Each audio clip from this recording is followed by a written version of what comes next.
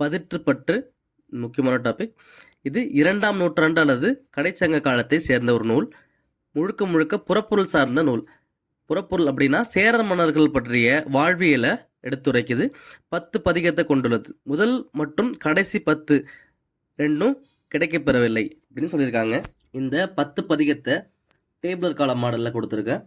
ஏற்கனவே சொன்ன மாதிரி முதல் 10ம் கடைசி 10ம் கிடைக்கல. சேர அரசர்கள் தான்.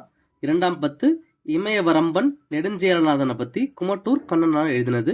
3ஆம் 10 பல்யானை செல்கழு குட்டுவனை பற்றி பாலை கோதமனால் எழுதினது. 10 களக்காய் கண்ணி நார்முடி சேருங்கிற மன்னனை காப்பியாற்று காப்பினால் எழுதினது.